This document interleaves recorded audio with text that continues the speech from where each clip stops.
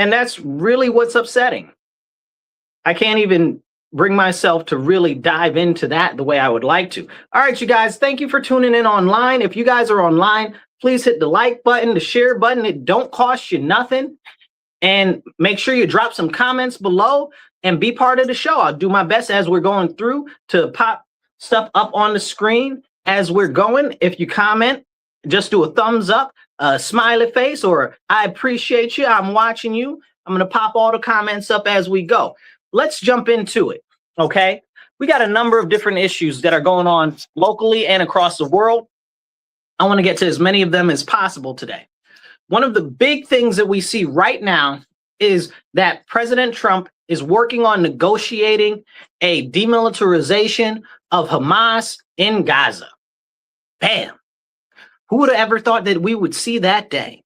And here we have all of these so-called pro-Palestinian people outside protesting against Trump. They hate Trump. Trump's so bad. But Trump's been the only one that's really been pushing to resolve the conflict over there in Palestine. He's even pushed for a two-state solution, which is wild because most people are completely against that. So when people say, oh, well, free Palestine and we hate Trump, well, you can't do both at the same time.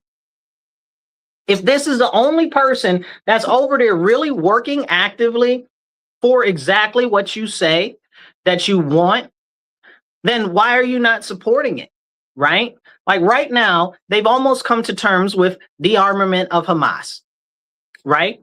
Now, all Israel's got to do is do right, which I know that can be challenging when you feel that you're so righteous, nobody else can be right. But hopefully they'll get their act together and we can actually see something get done there. Now, I talk about this because that area over there, it's West Asia, but we call it on our side of the globe, we call it the Middle East.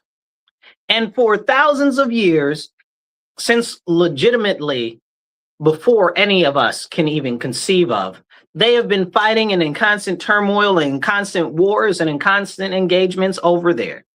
You know, if it wasn't one empire, it was another empire. If it wasn't the Persians, it was the Romans. If it wasn't the Romans, it was the Carthaginians. If it wasn't these people, it was those people. If it wasn't them, it was the Moors. Over and over and over and over again, all throughout the Middle East for thousands of years, okay, it has been nothing but war and conflict. I mean, maybe the Pax Romana was the most peace that they've seen in that area. But still, there were other battles going on that were outside of the Roman Empire during the Pax Romana. And this is something that's really important for us to understand. The people over there in that area, they don't know anything but hardship and suffering, and they know strength. They know strength through pain, through suffering, through aggressive action. They don't know any other way. So this concept that these westernized people, okay, especially white liberals and white liberal women to say the most of, those people have this concept of peace that these other individuals do not share. And that's something that we need to really address. You want to know why it didn't work out in Afghanistan, why we couldn't do anything in Afghanistan? Because all they know is war and suffering. These are people that live in the mountains in one little hut and they got a goat, maybe. You know what I'm saying? And people say, oh, well, that's not nice to say. You've never been to Afghanistan, have you? You know, and then you wonder what's going on over there with the Taliban taking over and all of the hardships and stuff that the Taliban are causing, because before they had a government that was West-leaning and then that was gotten rid of. Well, what happened? Well, the people there, again, only know pain, suffering, and aggressive action. So if you're not showing them strength, they're going to go after you. You got to get them with over dominance of strength. Like you really got to wrestle them down to the ground. And we saw that it started, one of the big things that it started with, we can go back even further to the BC time period in that area, but let's go back just specifically to England when the British Empire invaded Afghanistan, right? They had thousands and thousands of people in there, okay? They tried to actually be in there and occupy it for years and make it a colony. And it was for some time. It really was. But what happened with that? Well, The people don't know anything but strength. Okay, they don't know anything but aggressive action. So they ended up running all of the British out of there because the British were like, oh, our way of life is so superior. Okay, that's more of the French that go, but you know what I'm saying. And they thought that they were so fly and everybody wanted to be just like them. And what happened? They got ran out. All the people that the British had in there, they all died. The only people that escaped was one guy and a horse. And the horse died. You understand what I'm saying? So this is crazy. So this is Afghanistan went under British rule. Then we got the Russians tried to go in there, right? And the Russians couldn't hold it. Now, albeit it's partly our fault that the Russians couldn't hold it because we were funding the, what do you call them? The Real ZA and the Mujahideen. Okay. So we were funding them, the United States. And then you wonder why we got all these crazy people all across the country that's been trained, across the world that's been trained by the CIA and stuff. We did that. We did that. So when people are like, oh, well, you know, the U.S. caused these problems with these people or whatever, we're the ones who trained them to fight. We're the ones who trained them to throw off the shackles of their other previous oppressors. You understand what I'm saying? Like, we created that problem for ourselves, not by bombing these people, but by arming these people and training them to go against other regimes. And that's how we ended up with all these problems over there in the Middle East. Hit the like button, hit the share button. It don't cost you nothing. We getting into some real serious topics today. Make sure you drop a comment, even if it's just a hi, I'm watching, or I love your show, or a thumbs up, or an emoji. All of that helps. So take 2 seconds, hit that like button, because I see a ton of you watching. It's about a couple hundred of y'all watching, but not a lot of thumbs up. So hit that thumbs up. I'm going to drink some water real quick. Drink water. Say hi to it. Now, as we jump back into it, we've got this new concept that the Middle East is so simple, so simple. The Middle East is not simple at all. I don't even know why these leftists, liberals, and Democrats talk about the Middle East like it's simple. And some of them that are far, far left are like, oh, well, if America just didn't do this or didn't do that, but we don't live in the past, we live in the present, and we're looking at going to the future. You understand what I'm saying? I love my country. Nobody can tell me anything wrong about my country. But the fact of the matter is this, very simply. Our country has done a number of things that people are mad at for generations. You know what I'm saying? Like, and you'll say, oh, well, it's the U.S. because the U.S. is bad. Listen, Japan, do you think Japan is bad? Because Korea and China are still mad at them from stuff that happened almost 100 years ago now, not 80 years ago. They still mad. You understand what I'm saying? The Chinese are still mad from the Opium Wars. They still mad. You understand? So you're talking about these people, oh, well, if the U.S. just stops this and we should defund the military and all of these things. Interesting concept. Okay. So what do we do if we were to defund the military? Then all of our enemies besiege us at one time. They start picking away at our extremities. We've already got an issue with CME. Was it CME, CMA? CME, the territory that we have over there in the Pacific, where China's all running the governor and all types of craziness. It's insane. It's absolutely insane. And we got a serious problem with that. We got a serious problem. Our enemies are constantly going after us. You might have seen the other day where they had these people that attacked all our water systems in the United States. And they're like, well, we don't know exactly who did it or whatever the case is. Okay, it was probably China. It didn't have to be, but if we were to be betting, it would probably be China. Because people don't understand how severely our enemies want us gone. Not because we're bad or we treated them bad, but we are in opposition of them and their dominance of the globe. It's like Jet Li in the movie The One. There can only be one. There can only be one dominant superpower, and it is the U.S. And if you live in the U.S. and you want the U.S. to fall, you are a fool. Full facts. Because if the U.S. falls, you got nowhere to go. You're going to suffer. You're going to suffer bad, most likely, unless you're extremely affluently wealthy in not just cash, but also resources, because who knows what would happen if the government were to fall. You'd need actually tangible resources than you would actual money, because it's not going to be able to be exchanged very well. But this is what we have to understand. Our enemies are always against the US continually, eternally, and they're not going to stop. So these crazy cuckoos over here that say they want to defund the military, and you do that, and then what? You think everybody's going to give us flowers and candy? Like, are you serious? They're not going to do that. They hate us. But it's not because we're big and we're bad. It's because we're in their way of dominance. We're in their way of dominance. And people need to understand that, because unfortunately, the concept of the world has been too feminized and made too soft. So we've got all of these people that want to believe in all of these soft, super soft things.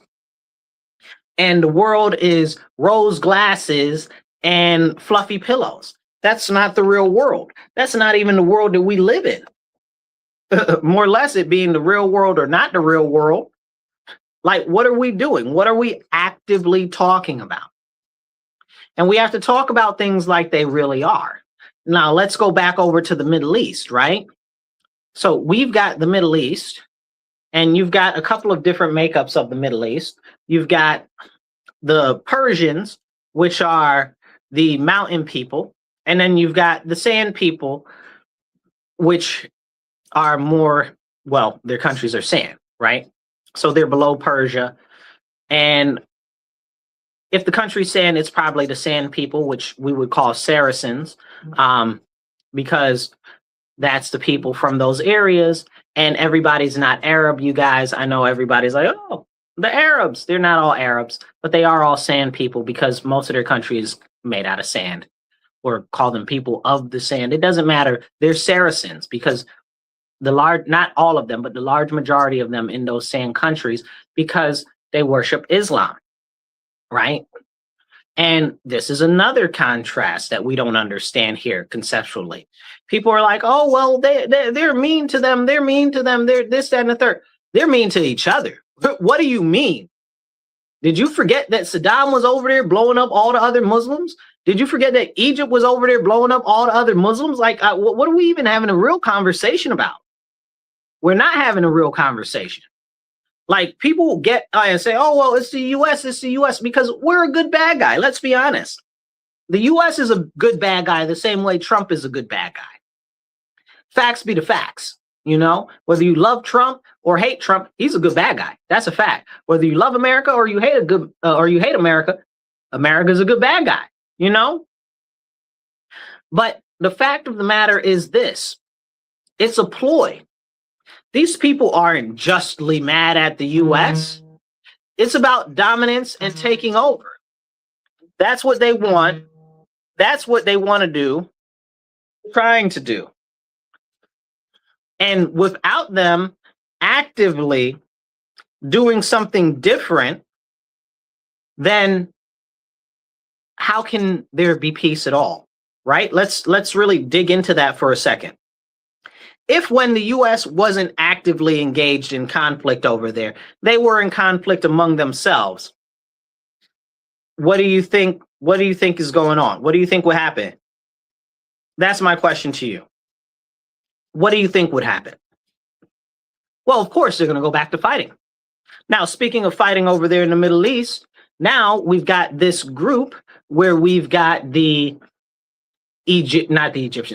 the Pakistanis, the Turkish, and we've also got now Saudi Arabia joined together in a new NATO-esque type of agreement. And in this situation, we have it where all of the problems that we see with NATO and Europe, okay, how they're trying to drag the US into nonsense with Ukraine and stuff like that, we see how with stuff like that, it's become a problem.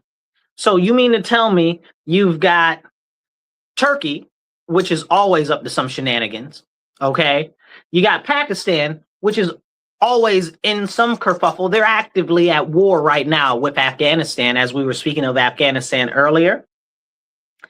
And that is that is a big, big, big issue.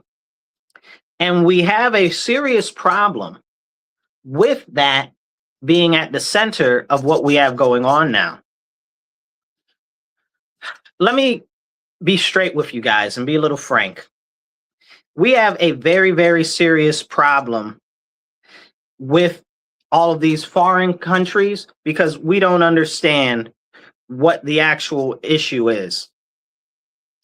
We don't. We don't understand how they operate. We think that everything is fine. But I'm telling you right now, this new Arabic military alliance, it's going to be a problem. Like I said, how are they going to have an alliance when you've got Pakistan that is currently active at war right now with Afghanistan? So now that they have this pact, are they going to jump? Is Turkey and Saudi Arabia going to jump into the war with Afghanistan? What happens with Afghanistan if that happens? And Pakistan has always been trying to get involved with India and blow them up. So what are we going to do here? What are we going to do?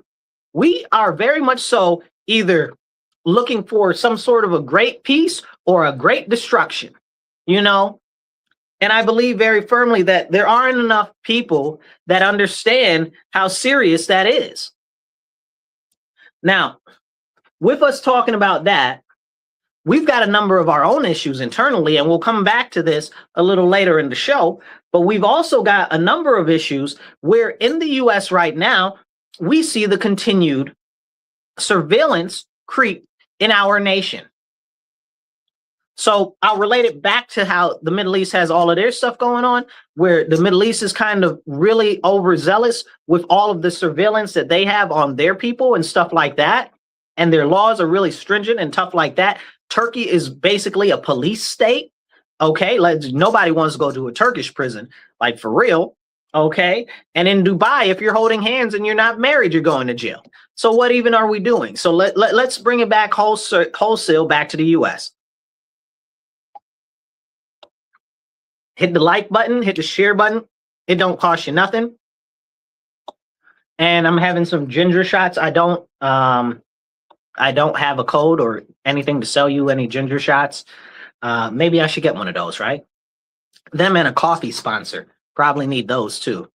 Anyway, hit the like button, hit the share button. It don't cost you nothing. Share this out there. And if you want to support the show, we got a couple options. If you want to support the station, you can go to rochesterfreeradio.com and you can donate that way.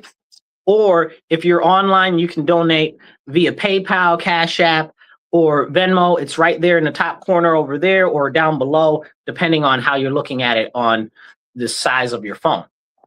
So please do donate. $5, $10, $200, whatever you can donate to the show helps us get more airtime and stuff like that. So it's great to have you guys tuned in today because there's nothing more important than surveillance, right? Because that's privacy. Your privacy is of the utmost importance. If we don't stand up and say, hey, privacy matters to us as American citizens, we will continue to have our rights, liberties, and freedoms eroded. People think like, oh, it's a small thing. It's just bus cameras. No, I'm telling you right now, it's not just bus cameras. Do you know about the bus cameras? Do they have those where you are? So let me tell you what happened here in Rochester, where I am. They had these bus cameras where the cameras themselves were being sold as, oh, well, it's only going to be for people that are going past the bus when the camera is turned red. So it sounds really good. They sold it really good to everybody, right? And I encourage you, as I say always, don't believe me because I'm telling you. Don't believe me because I'm saying it. Believe me because I'm telling you. Because I'm going out my way to tell you. So go look it up. They are networking those cameras together with other law enforcement agencies for active continuous monitoring. For active continuous monitoring. But wait, they just told us it was just going to be for the school buses, and it only activates if somebody drives by when the school bus stop arm is out. Lies, deceit, and continued creep. This is what happens when you allow a little bit of surveillance. Now, where I live in the city, I spoke to my city council people on this, and a city council president said, we have an agreement that says that they're not going to do that here. I said, are you sure though? And he looked at me like he wasn't quite sure for 100% sure. Because could you ever really be 100% sure? Unless you're in the system, unless you're in the network, could you be 100% sure that those cameras aren't consistently sending all types of information, all types of everywhere? Who knows? Who knows? America is slowly turning into a surveillance state. And I say slowly, and it's really extra super fast. And that's what we're dealing with right now. And it's become such a big problem. People talk about these things. They're called flock cameras. And we're going to get into that. But real quick, hit the like button, hit the heart button. It don't cost you nothing. Hit the share button, get this message out there. And let's have the real important conversations. If you drop a comment, I'll pop the comment up on the screen and you can be part of the conversation. So let's get back to it. Now, these flock cameras are a software company that also offers cameras, which is really about continued surveillance. And how do they build them? Oh, it's for safety and it's for security. We're just monitoring stuff in case there's crime. Somebody can see the crime. What do you mean? Somebody can see the crime. So for 24 hours out of the day, you're monitoring everybody and everyone, and you're sending the data to God knows where. It's going across all of these different companies, and who knows what happens to the videos and stuff like that. Who knows who's doing the data aggregation and stuff like that. And it is a real serious issue and threat to our privacy, because once they implement these things, once they start going, they're not going to stop. And the people in Britain really warned us about this coming over here, because if you look at London, London is the city with the most cameras in the world. And look at all the crime and violence they got. You mean to tell me they ain't putting nobody in jail? Come on, stop playing with me. But they'll put you in jail if you're over there preaching the gospel. So this is an important part of the conversation.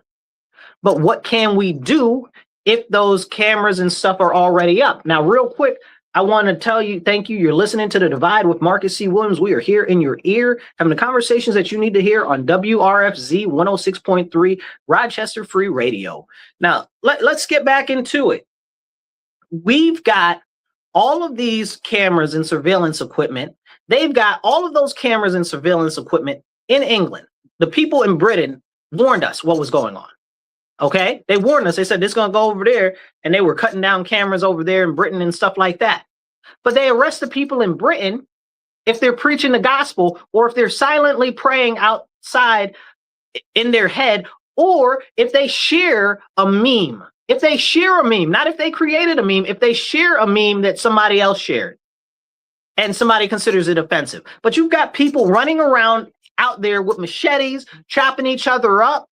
You've got business disputes from these foreigners in Britain that are chopping each other up with machetes, having machete battles in the street.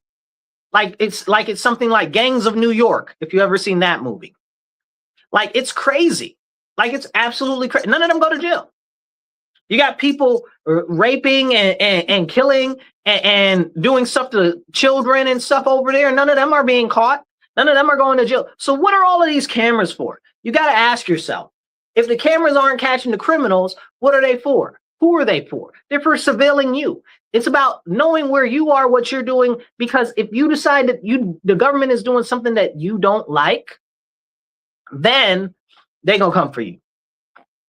And they know where you are because they got all the cameras everywhere. They know where you are. They know where you're going. They know who else is there. They know the people you hang out with. They know the type of coffee that you like. Okay, because all they're doing is mass data aggregation. And that's what we need to understand about these cameras. It's specifically about mass data aggregation. And with that, what we experience is a serious issue where the more that they know about you, the more that they can actually maneuver you, control you, or make a plan to get rid of you. But the question is, do you really want the government to be able to have that much information on you? You understand? There is a limit to the amount of safety that you can have as an individual. And that limit is based and exactly directly tied to how much active surveillance and profiling information that the government or anybody else has on you. Think of it as behavioral analysis or psychoanalysis or something like that, where they work to understand you, how you move, where you move, who you deal with, where you like to go, what you like to eat. The more and more and more and more, the more that they know, the more that they can control you, or the more that they can do to try to maneuver you in a certain direction or in a certain way. Kind of like how you have all of these people that have become extremists or terrorists, or what do you call those people? Not domestic terrorists is another one. I forget what it's called anyway, but the people that want to overthrow the government that are citizens, right? Like you become one of them, but we find out that the FBI really was trying to coerce them, and they were providing them weapons, and they were talking them into doing different things that they originally weren't going to do because they were taking advantage of them. But the more data and information that the government has on you, the more likely that that's to happen to you, the more that they can do to you. This is why we need people to wake up. This is why the surveillance is so important to address.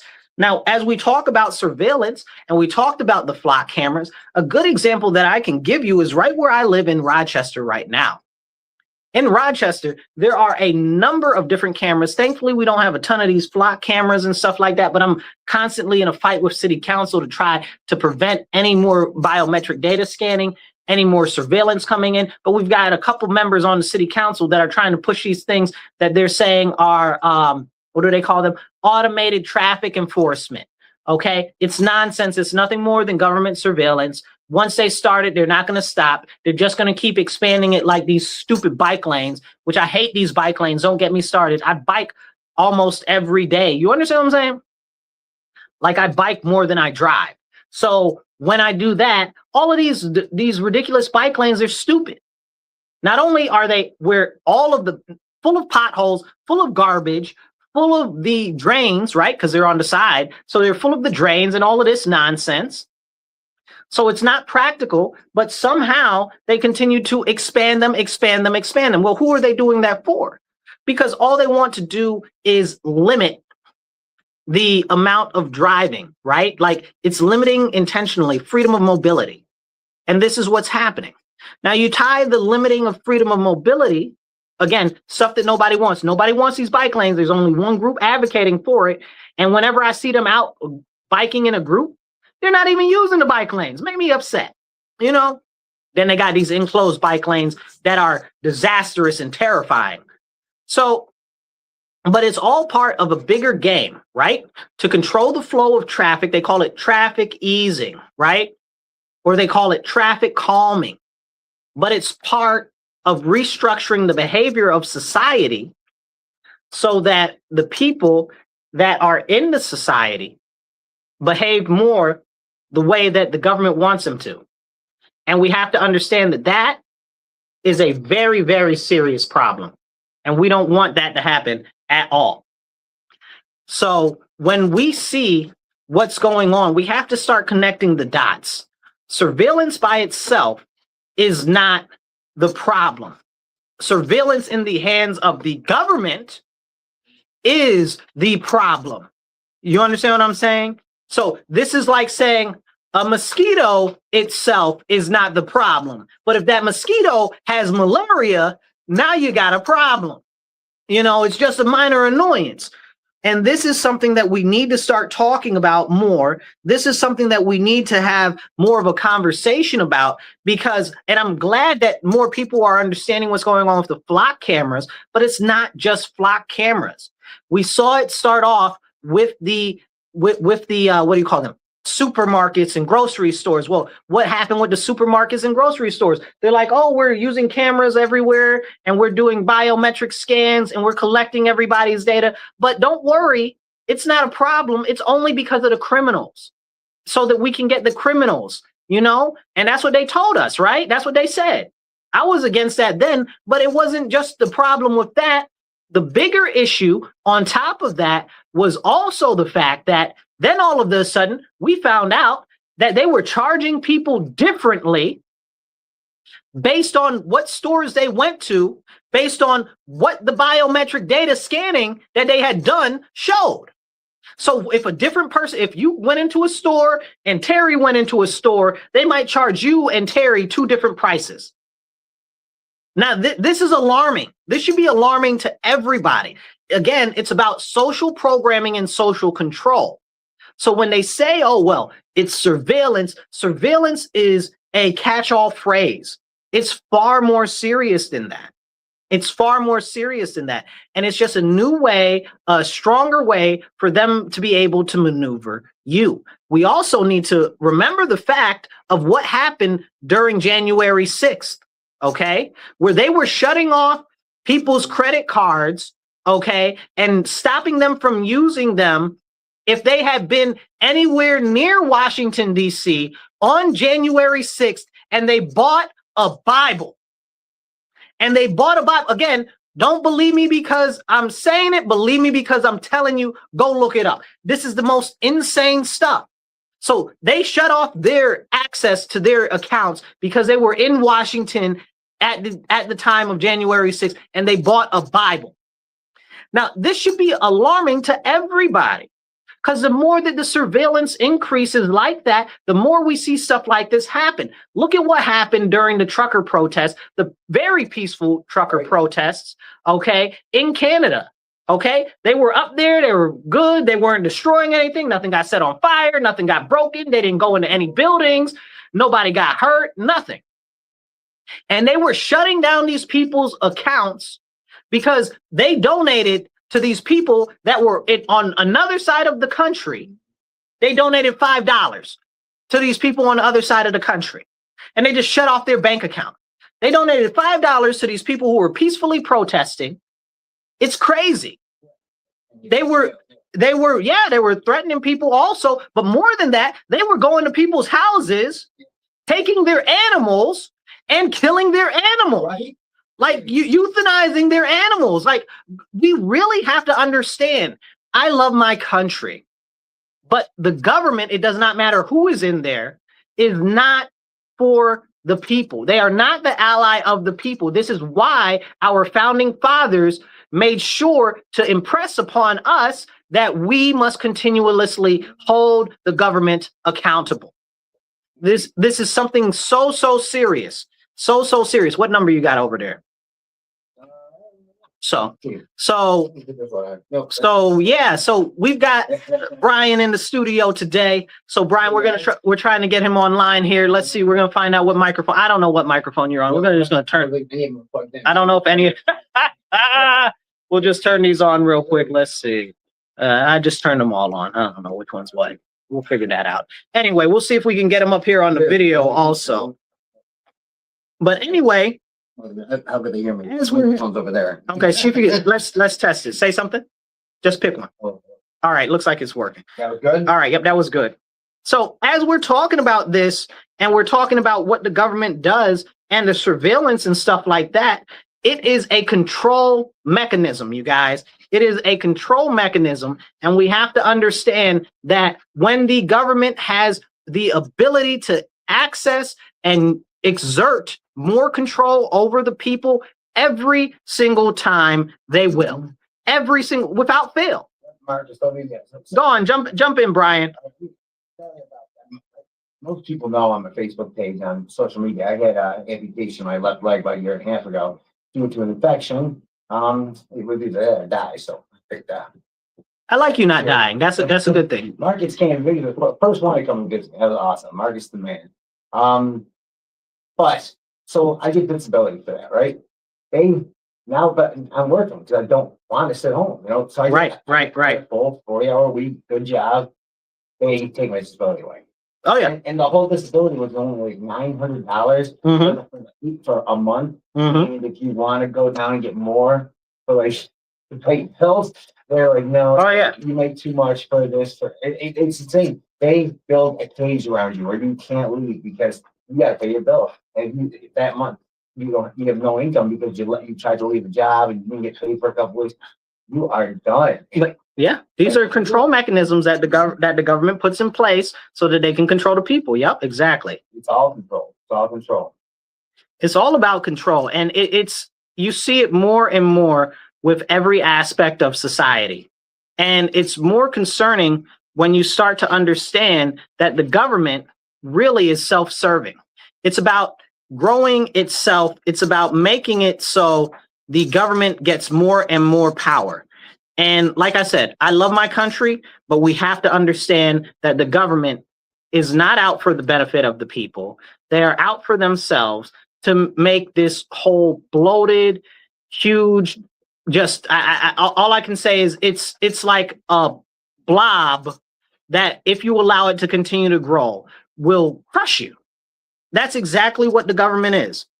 And again, I love my country, but we got to be real with what's going on.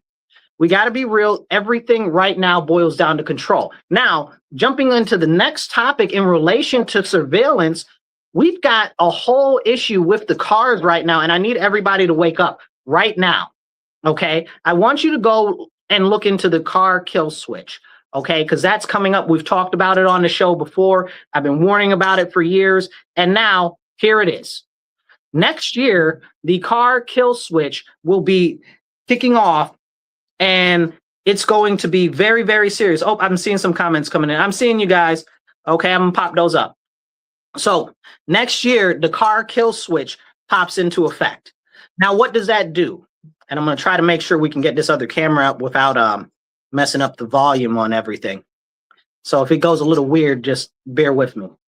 So as we have this conversation about what's going on with that, we have to make sure. Oh, it won't let me mute it. Dang it. But anyway, so as we have this conversation, we have to remember that with a car kill switch, that means that they can monitor you and they can track you at all times. And it doesn't even matter. They have surveillance in your car at all times. Who is in the car? Where are you? Where are you at? And if the government decides that they don't want you to drive today, you will not be driving today. Okay? So that's something we need to think about. I'd like to talk about Mitch McConnell, whether he's dead or alive, I don't even know. Okay? And his wife, okay, who is the shipping magnate queen of the world that is tied to the CCP, right? Like, we're not even going to talk about how serious that is, but we're gonna talk about her sister, right? Her sister was at the McConnell's house, right? And remember, I just told you her sister is deeply tied to China, and her Tesla car drove backwards into a pond, drowning her. It drove. Let me say that again. Her Tesla car, drove backwards into the pond, drowning her sister. Now, I don't know about you, but that's a miraculous, magical thing. Something that you don't hear about happening. Okay? So it's not something that just so happens, just matter of factly, it just happened. You know?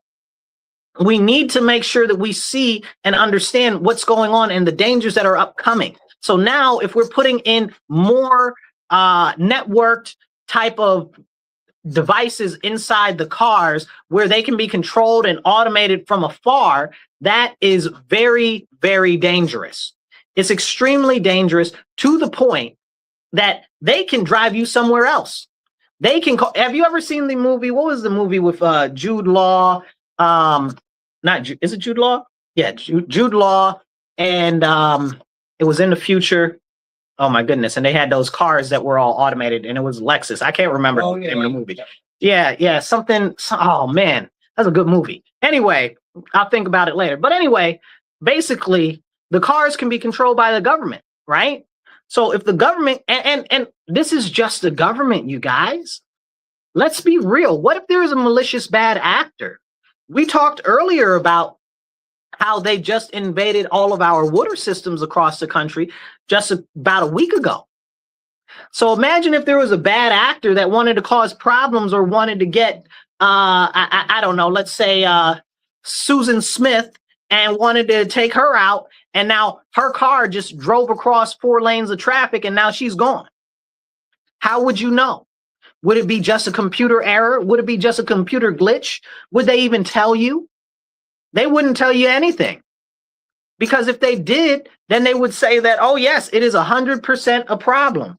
And like we know, if the government has a mechanism of control, even if it can be used for bad, they're not going to stop using it. They're not going to stop using it. We also have the issue. Say again. Yep, I can hear you. So, and here's the deal, what we've got going on with not just the automated cars, right? Everything is networked together. It is this network of everything. What do they call it? They call it the network of what is it called? The network of things, right? The network of things. Like it's crazy. It's crazy. We don't want that. We don't want that at all. I don't want all my things networked. No. I don't want my light bulbs. I don't want my oven. I don't want my refrigerator. Okay. And we've had a number of horror movies that have come out recently just showing and showcasing how bad it could be if AI takes over these devices. Now, the AI is another issue with gross data aggregation when it comes to surveillance, because as we see the issue grow, the amount of surveillance is huge. This is why data centers really get into this conversation, right? When you bring in the capacity of data centers to analyze and basically sort, sift, and what would be a good word? Archive data and information, it becomes even more dangerous because it goes back to building that profile on you like we were talking about earlier. And it's going to be used against the people. So right now, a lot of people are protesting the data centers because, oh, it's going to use up the water. Oh, it's going to drive up the energy prices. You're protesting over the wrong thing. It's security, safety. Protest this, but we do this. Some of the slimiest people on earth. So you got to speak into the microphone. Yeah. I only do this, but how long? Yeah. Like I should know that right now. So yeah, some of the slimiest people on earth, right there, sitting shaking their hand on me. Great job. Vote for me. I need your vote. One of the scary things about these data centers right now that we're witnessing is that New York State just said, oh, well, we're going to do a moratorium on data centers for a couple of years, for a year, 1 year. Well, you can't even get a permit to do anything in New York State in under a year. So somebody explain to me what they're doing. Yeah, they're no long-term study on anything. They're putting a moratorium on building them. It didn't say anything about filing for the paperwork or anything for these data centers. So what they're doing is they're playing in the face of the people, and they're delivering what? Nothing. But it's election time. It's election time. Yeah, well, that exact election time. That's when you hear all the racism talk, reparation talk, all that good stuff from the left. It's funny because less and less people are falling for it. I was going to this church that one of the churches that I worked at where those Saturday things, and I got off on Adams Street there, on the corner here. I'm walking and I hear someone tell a MAGA shirt on. I hear someone say, "Hey, my Republican brother," and I look, the guy in his car, he's a black man. He has a red shirt that says black Republicans of Rochester, I believe. And anyways, he's like, more and more of us are doing this. It was just crazy to hear because both sides are going to always get it's really depends on a very small group of people when they vote. And you don't have to vote for a party. You got to vote for the person. And you got to look at the people right now. It's promises that they've been making for 6 cycles. So just do your homework and stuff like that. Yeah, it's important. It's exactly like you said. A lot of people have these serious issues where we've got this warped perception of party, right? Yeah. And for me, it's not about party.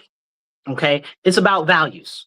It's about conservative values, the values that are foundational to our nation and its actual continued benefit. And this is what happens when we start to move away from values.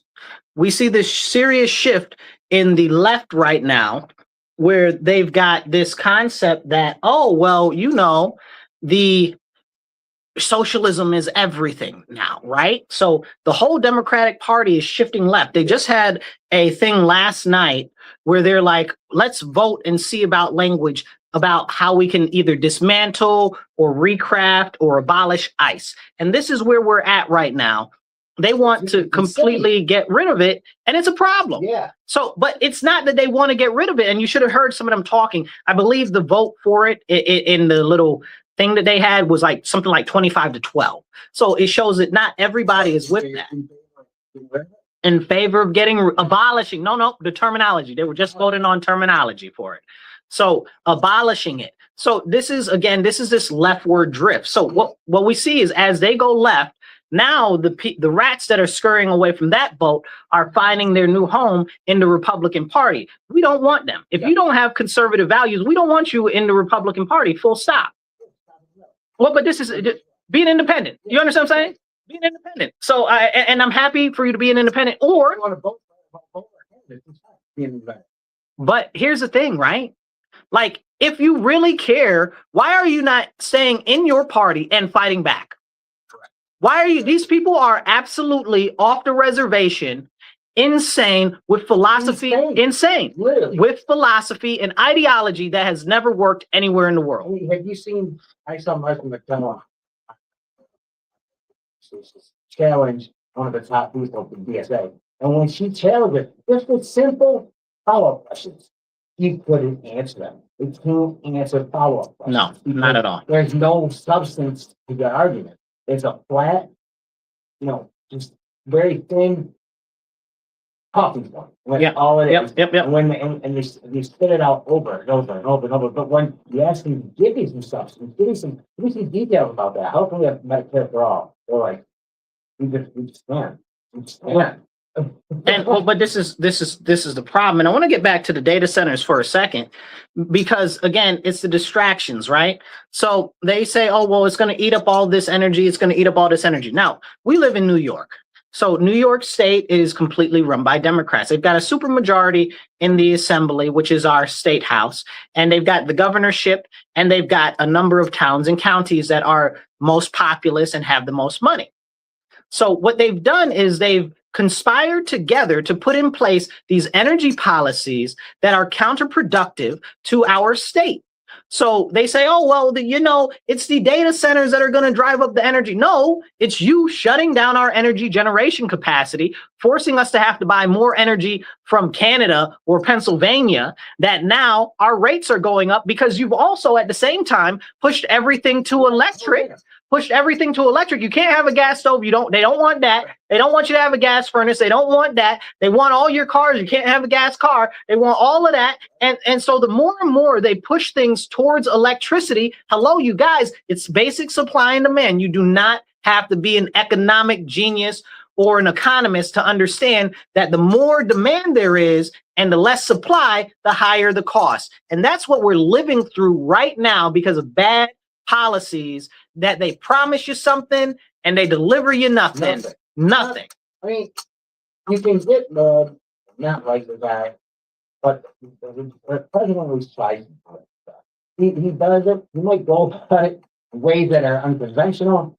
He might not get it in the end. But nobody can sit in, and he's very transparent about it. Nobody can sit here and say he doesn't wake up every day and try to get things done. The things he said. He tries to get things done. Doesn't always happen. Won't always happen. And he might do stuff that some people don't like. But in the end, the guy's done. Put it this way: he's done more than most presidents have done in the entire 40 years. Well, for me, one of the big issues is they use the president as a scapegoat, and it's not just this president; it's all presidents. Mm-hmm. Most of the biggest issues that we have are local, not really federal. And when we see what's going on the local level, well, where are your main issues? What are your main issues? The cost of energy, right? The cost of food. All of these things are something that's local. Those are local state level issues. But it's Trump is the reason why your food is up. How? Right? How? Like, how is that a thing? So we look at it like this. Take a look at this, right? If he's the problem with the food prices going up, explain to me why in New York State we have so many laws, and these are recent. I encourage you to go look them up. Why we have so many laws in New York State that are attacking our agricultural production, our livestock production, our beef processing, our poultry processing in New York State. They are actively working against the people when it comes to food costs by making it okay for closing down small farms, for limiting competition, and for making it harder for you to operate. Exactly. Instead of making things easier, they make things harder. And it's not just the blue states, there's some red states that do as well. But all in all, when you go to a red state, you have a much easier list of to-do things for the year. You know, when you look at your to-do list, it doesn't have a bunch of permits and a bunch of things you have to get just to live. Just to live. You want to start a business? Good luck. It took me months to start a small bar, you know, in a roundabout. I had to get town permits. Then I had to get this inspection. Then I had to get another inspection. Then I had to get a third inspection. Then I had to get the fire inspection. It was crazy the amount of licenses and certificates and oh man, it's insane. Look at it here locally. We had the Pallet Express gentleman. What's his name? Frank, or is it Jamie? Frank. Okay. He owns Pallet Express over there. It used to be on Lyle, where some of the prostitute burnt down his place or whatever the case is. So, and the main suspect in the arson, the police have the video and all of that and stuff like that. Do you think they're going after them? No, they're giving him a hard time. So he moved into another property. Used to be I believe it was it washing machines or the refrigerators? Either way, Rochester used to make those right over there by the railroad tracks by Buffalo Road. Okay. Oh, yeah. So where that's coming with you there. So, and Pallet Express is over there now. So they've been giving them a hard time since they moved over there. Now, according to Pallet Express and the owner of them, they supply pallets for 400 local businesses. Wow. 400 local businesses. And they have like 30 employees too. So 35, I believe it is. Yeah. So this is crazy. So the city is actively going against these people, but vicariously, it's all of these other 400 small businesses in the area that they're attacking. Exactly. 100%. 100%. Now, you know, that little diner's going to lose multiple people every single day. Yep. It trickles down, and I'm sure anybody says it does trickle down. It's a fact. And when it doesn't trickle down, that's when the problems start. And if that's what's going on right now, the people hate, well, billionaires. Now, used to be millionaires. But then Bernie became millionaire. Billionaires. Gotta love that. That's right. But yeah, it's like, you did well in life, worked hard, made money. You're the problem. You are the problem of this country. And it's completely the opposite. It's living upside down. That's the reality of it. Here's the deal with that whole situation here. This goes back into exactly what we were talking about earlier, where you get these people in the government, they promise you stuff that's supposed to be good for you, but really it's just about growing the government, period. And it's very alarming that the Democrats have gotten to this point where now everybody in the Democrat Party, and it's not just the far left, it's not just the socialists, everybody's answer is expanding the government. Well, every time they expand the government, that means that they got to take more money out of your pocket. So every time they say, oh, let's do this or let's do that, that's more money draining out of your pocket. Just watch your dollars fly out of your wallet and your bank accounts. And this is the direction that we're going. Expand the government, expand the government, expand the government. Well, the government doesn't make money, you guys. So where does the money come from? It has to come from you. And they're like, oh, well, let's just tax the billionaires and good. Okay. Let's tax the billionaires. Let's be honest about this. Let's take 2 seconds, you guys, and let's talk about taxing the billionaires. Donald Trump, everybody's biggest enemy, right? Got on the TV in the press conference. Again, don't believe me because I'm saying it, believe me because I'm telling you. Go look it up. It's there. Go look it up. He got on the TV in a press conference and said, let's tax the billionaires more. And he said, I'd gladly pay more if it's going to help more people. Did the news cover it? No. They didn't cover it at all. Did Bernie come out of the woodwork and say, yeah, I support that? No. Did AOC come out of the woodwork and say, yeah, I support that? No. None of these so-called socialists, so-called tax the rich people were anywhere to be found when the president said, yeah, let's actually tax the rich? Nobody said nothing. And then people were like, oh, well, what did the Republicans do? Well, the Republicans aren't out here talking about taxing the rich. So this is the same thing. And this is the issue, right? These people tell you that they care, but do they really? I like to take it back to, again, this bill that they had with Ana Paula Luna and Ocasio-Cortez. They did a bill together. It was about capping the interest rates on credit cards. They wanted to cap them at, I believe it was 5 or 10%. It's not a big deal what it was, but they were trying to cap the interest rates, right? Now, again, these are two extremely opposite side of the aisle type of people. You got one that's far left, you got one that's a hard right. Okay, so you got both of them work together on this bill that actually would help the people. What do you think it went in Congress? Yeah, nowhere. Nowhere. Nowhere. It went nowhere. And then guess what? Trump came out and he said, oh, let's cap the credit card interest rate for just 3 years. Yep. Just 3 years. Did anybody come out and say, oh yeah, let's do that? No. No. So you got to look at things for what they are. These people that tell you that they want these things for you or they want to do this, they don't really want it unless it's going to benefit the expansion of the government complex so that they can benefit because they know how to work through the bureaucracy. What they call them the moderate left, and then you have the communist and socialist left. But in reality, the so-called moderate, they have wanted the exact same thing as the communist one. They just want to do it slower and with different, at least the socialists, they go out and just tell you, this is our goal. We want no police, we want no jails, no this. On the other side, the so-called moderates, they use different verbiage and words. Like AOC basically said that. We gotta change our shape, the way we say things. Not the way we do things, the way we say things. You gotta listen to them because you tell the truth sometimes in an accident. And it's exactly what it is. Now, as you guys are listening online, hit the like button, hit the share button. It doesn't cost anything. Hit the subscribe button. Okay. Let's get this out there, share it with more people so that more people can be part of the conversation. And if you drop a conversation, drop a comment in the comments, thumbs up, whatever. Hey, I like the show, whatever, and we'll pop it up on the screen. Now, as we jump further into this, what we are seeing is a continued push of power away from the people into the hands of the government. We have it right now where we have a government that wants to do everything for you, but just enough for you that you can't get away from them. Exactly. So they just were talking about restructuring Head Start. Okay. Restructuring the Head Start program. If you guys aren't familiar with Head Start, essentially it's early childhood learning. It's like pre-K. Okay. There's a little bit more to it than that, but essentially it's just basically pre-K, right? And it's done by the federal laws and stuff like that. So Trump said, hey, with Linda McMahon, who's the head of that right now. Yeah. Not Linda McMahon. I lied. Excuse me. Not Linda McMahon. Because this is the crazy part, right? So Head Start is not part of the Department of Education. Did you know that? It's not part of the Department of Education. Head Start is part of HHS.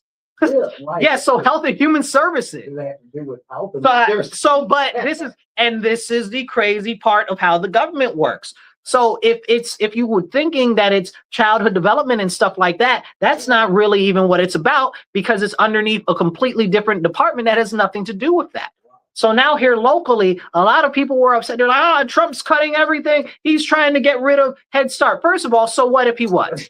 So what if he was? Okay, the problem with Head Start and any other government programs for education is you want the government to get in there and teach your children early. The government. What did Malcolm X say? Right? He said, "Don't let the enemy educate your children." Like it's a very, very simple thing. Everybody knows that. You don't want since when is the government your friend? It's never been anybody's friend. Never. So this is the real serious issue that we see. So with them talking about restructuring Head Start, let's be clear. They were cutting some of the overhead costs for the high administrative positions and stuff like that. And it should save them. I can't remember exactly how much it was, but it was like $350 million or something like that. 298 million, something like that, right? So a good chunk, not a ton, but a good chunk. And they're not cutting anything. They're not cutting any funding to the states. So people are like, oh, well, he's trying to get rid of it, but he's not cutting any active funding. Yeah. So what are we doing? So these are the complaints and the issues that people are trying to say. And again, it's because Trump is a good bad guy. Yeah. So and without them, they don't know what they're gonna do without them. Well, but this is right. They'll have to fabricate something else next. Yeah. So it's bad because what we see is a misalignment between reality and what these people are selling. And this is important why we need to go back to our conservative roots as a nation. What has worked historically, what has been good for our country historically, and what can we do to optimize for the future? But if we have a nation that is no longer based on conservative values and foundational values, then we are going to be shifting just like the sands on the desert in the Sahara. Okay, ever constantly shifting around and around, and we will know no stability. We will know nothing except for hardship. Yeah. Okay, because every time it's going to be something new and creative to cause more disshufflement and destabilization. And you're not going to get, your kids aren't going to get taught the real history of the schools. I mean, trust me, it's not. When I was in school, I got taught the real history, but that was 25 years ago, 30 years ago. And it's crazy that we've come so far the other way that they sit there and basically make communist leaders look like they did that. I have the one school. Well, we're not saying communism was good in the 70s and 80s in Russia, but it was the person running it that was bad, like not the system itself. But communism means community, and blah blah blah blah blah. And I was just sitting there, I'm like, this is the worst explanation I've ever seen. And like I said, there's no depth or substance to it. If someone challenges them on any aspect of their argument, they cannot come back with everything. They literally, the one guy was laughing. I don't know. The guy said, what are you going to do with the people who rape and murder? And get up to go to prison. She said, huh? Said it again. She goes, well, what we should be talking about are the billionaires that I said, no, we're not talking about We're talking about, I just hear that question. But what are we going to do with people rape and murder? Again, we're billionaires and Donald Trump. Yep. All right, enough said. So I want to take a second and talk about what you just said. So these DSA people here, the Democratic Socialists of America in Rochester, I hope some of y'all are listening because I'm about to drag y'all real hard across the ground, okay? Real hard. Y'all ain't about nothing. Y'all are super, super, super, super unable to actually voice and vocalize what you're talking about and give it any solidity. And you won't even actively engage with somebody that believes something different than you because you know that your ideas, if challenged, will fall to the ground and be broken and shattered. And this is a serious problem. So now, for any of you guys listening, you know I'm the chairman of the Rochester City Republican Committee. So for the last couple of months, I've been working on engaging with the DSA on trying to get them to do a debate, an interaction, and they're like, no, we don't want to. I said, okay, well, you can set the terms, you can pick the place, you can pick the questions. Mm-hmm. And they're like, no, we don't want to do it because they're concerned that they might be made to look stupid. Exactly. That's exactly why. It's 100% why. They can't back up what they say that they believe in. They can't justify what they say that they believe in. And if it is challenged, then they go to pieces. The problem is it's not challenged. Most places out there aren't challenging them. That's right. Obviously, that's part of the agenda. But when they do get challenged, you're right. It's all over. I mean, it's all over. But it's and you know what? Talking about the DSA, I couldn't drag them across the ground enough. Okay, because the fact of the matter is they are championing this concept of socialism and stuff like that. And then they'll be like, oh, well, no, it's not actually socialism. It's democratic socialism. Well, what is that? What is that? All you're doing is talking about you want communism. Do you know that it's that North Korea is democratic socialist? Do you know that? Yeah. Like the DRPK? Yes. Vietnam. Like, are we playing here? Did we see how Vietnam? Listen. Well, so those fortunately, no countries in Africa are any socialist or communist. What happened in Africa, there used to be about 32 nations. This is actually some good information for you guys to go look into. There used to be about 32 different countries there that in Africa have tried some sort of socialism or communism there. It failed every time, didn't last long. People weren't having it. They didn't want to have it. But again, Africa, it's not an industrial nation, so we don't pay attention to the whole continent that is filled with tons of countries. You can never talk about that. And that's why they always talk about Africa as a collective whole, which also is a bad thing. It's never individual country. It's never the individual country. So again, if we knew about the different history of these individual countries there, we might be like, well, wait a second. Yep. So you look at stuff like right now, you've got what happened in what was it? Vietnam, where they debanked tens of millions of people. They just shut their bank accounts down because they felt like it. They said, oh, well, you don't want to switch over to our digital currency? No bank for you. Click, click. Because that's what they do. That's what they do in socialism. The government has the ultimate power and the ultimate authority, and they will do whatever they want, however they want, and you have no say in it. They did that in Venezuela. There's Havana was a nice spot in one of the biggest party areas to go to, a wonderful vacation area. Look at it now. It's in ruins. Down in Caracas in Venezuela, these people who were, wealthy, before you record Chavez got in there, he basically just took their money. Well, it's wealth redistribution, brother. But I mean, he campaigns. If you look at his campaign process, they are dead aligned with the DSA. So, but he was a socialist. He advocated for socialism. What they call it, Chavezism. So, but it's interesting when we take a look at it for what it really is. It's about putting the power and the money in the hands of the few. So they say, oh, it's for everybody. Well, they just want everybody to be equally poor and equally unable to engage with the government. They don't have a Bill of Rights in these socialist countries that protect your ability to engage with the government. They don't have that. They don't have any of that. And it's very simply because they don't want you to challenge the government. You start to challenge the government in any of these countries, your family, everybody goes missing.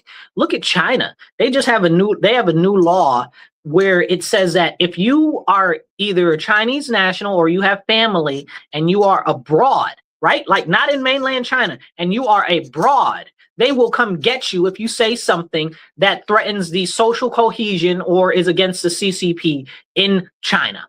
So that means if somebody's here in the US and they're Chinese and they say something about China, China's coming to pick them up, or China's going to put their family in jail and torture them, right?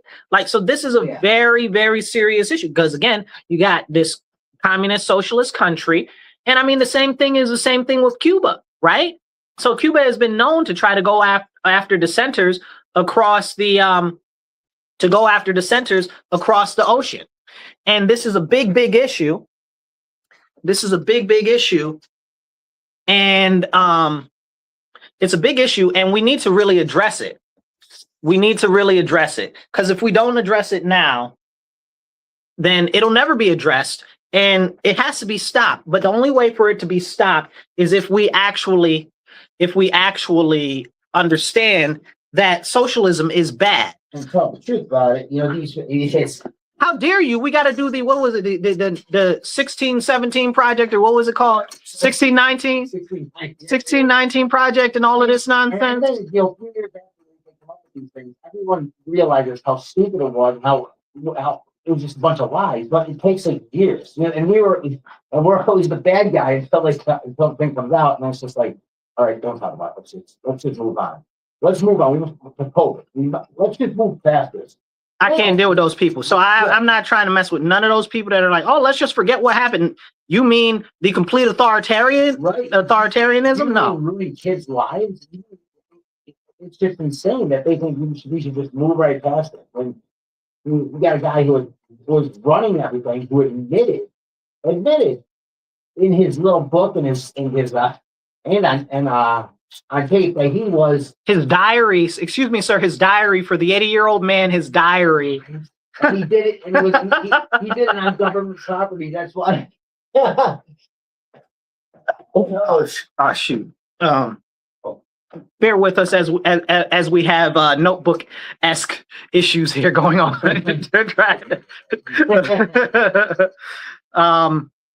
So here, can you scan this? If you can scan that, you can get it. Don't worry about it. I got Okay. it. All right. So here's the issue, what we have right now. There's no longer formal education. Somebody said all the isms are bad. It's absolutely true. We can't talk about who's in control of the isms. We can't talk about who's pushed all the isms.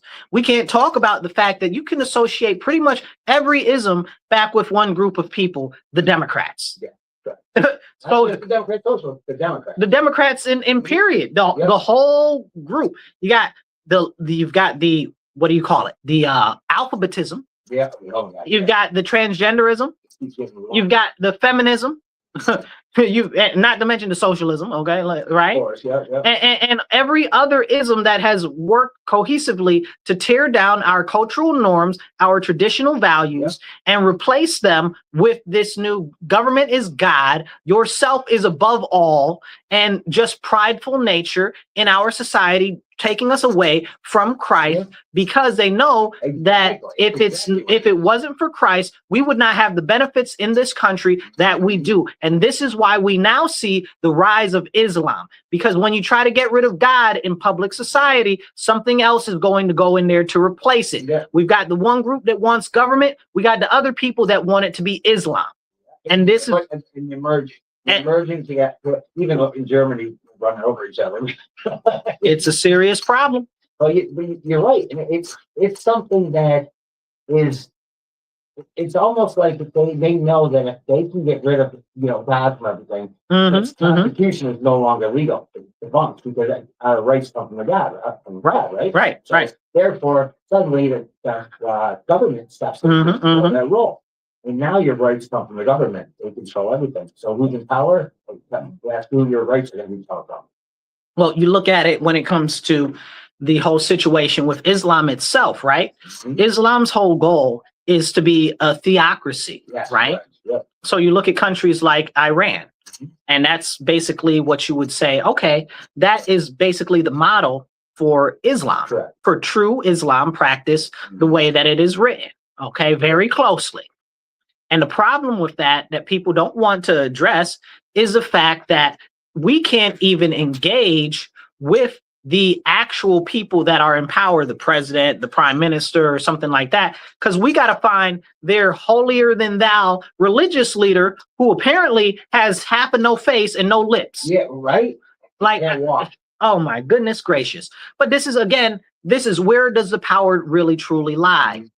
And it's always consolidated in a very small group, in a very few people's hands.